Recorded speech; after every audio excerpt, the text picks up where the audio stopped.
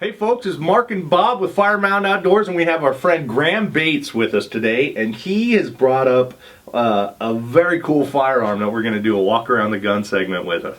So stick around.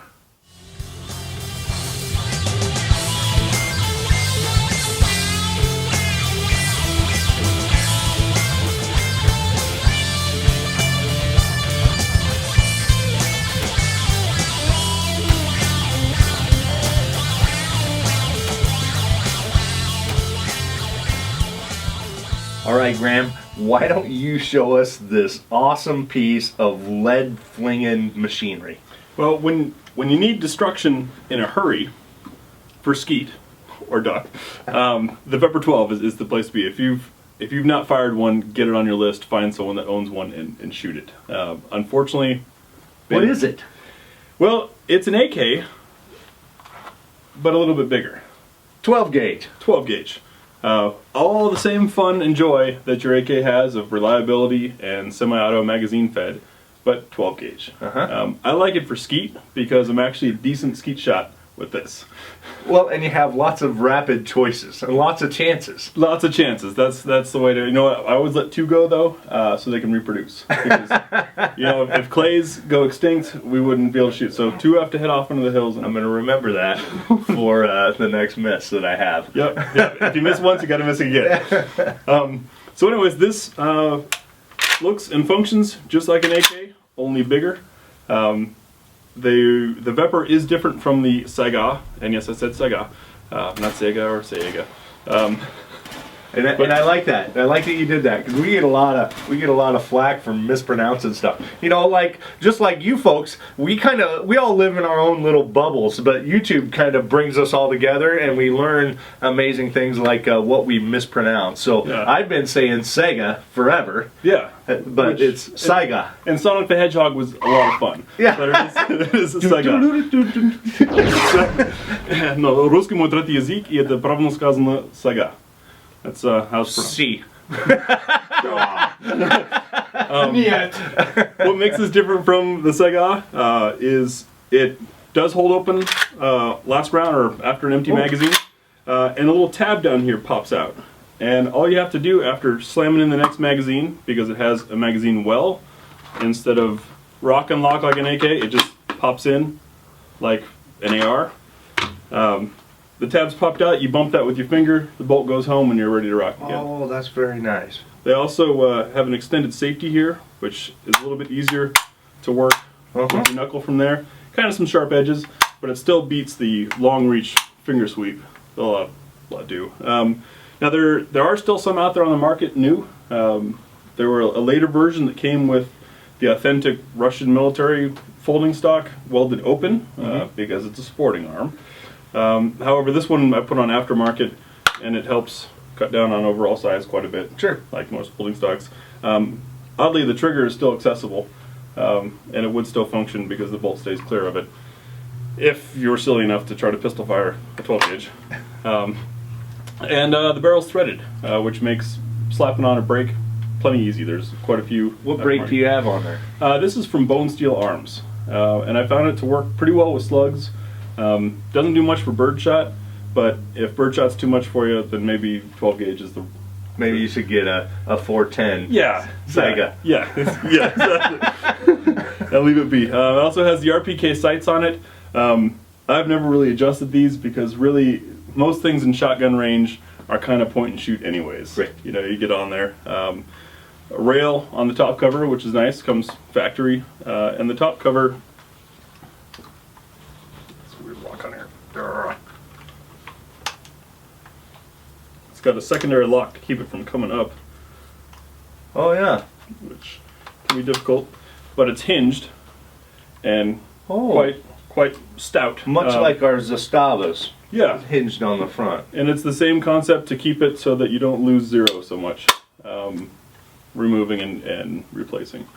But yeah, other than that, it's a lot of fun. If you enjoy AKs and you enjoy 12 gauges, this is the inbreeding that happened between them. Well, I can't wait to shoot it. Yeah, it's great. They've also, another fun fact, it was recently adopted by Russian military, and actually a few NATO militaries are adopting this because it's so effective at sporting. Now tell me about the gas block. Is it adjustable at all? I know on the is it Saiga? Saiga. Saiga. Yep. Saiga. The Saigas. Saiga. They had an adjustable gas block, or some issues with the gas block for cycling with lighter rounds. How has this been? On this one, they made some crazy modifications to the puck and the piston itself. If mine weren't filthy, I'd pull it out to show you. But it's self-regulating, they call it. Okay. You can run mixed loads in the same magazine, burn them back and forth between high brass, low brass, buck, bird, slug, whatever. I have had some low recoil slugs not quite eject, but other than that, it's reliable. I mean, I went 6,000 rounds before I cleaned the little puck that sits on the end of it. Okay. And I recommend doing that more often than every 6,000 rounds, because it was You put 6,000 rounds of 12 gauge through this. This has well over 6,000 rounds. Really? Yeah. This I've. Yeah. It's like steel right here, folks. It's like iron. Yeah, speaking of steel, the steel butt plate, not always ideal. some of the higher rounds. If you're shooting slugs that are over an ounce or over 1,600 feet per second, it will leave nice little grates on your shoulder. But other than that, yeah, it's fun. Well, let's shoot it. All right. All right, so I've got a magazine full of buckshot over there, but I've also got a magazine full of slugs right here. So what I'm going to be doing is shooting these slugs at some cinder blocks. Now, you'll notice that a lot of YouTube people do this, and the reason is a lot of YouTube people are hillbillies and they got some cinder blocks laying around, and it's also a pretty good demonstration of power. So we got some slugs, got some buckshot, got a camera set up over there. I'm going to see if I can hit them and see if we can destroy them.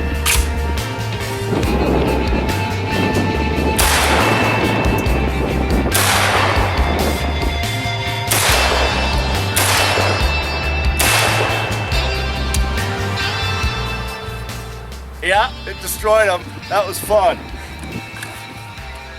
All right, so this next bit's a little bit of training value for learning your trigger. It's just rampaging through a magazine. Really serves no purpose other than being fun.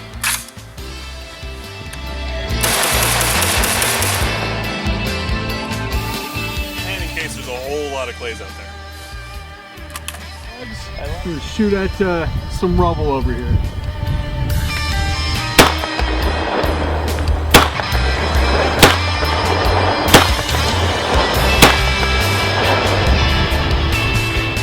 Makes gravel real nice and easy.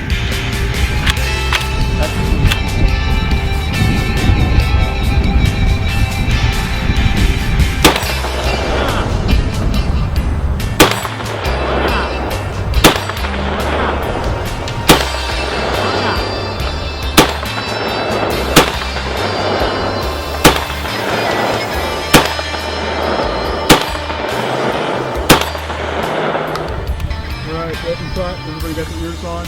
Watch out for falling debris.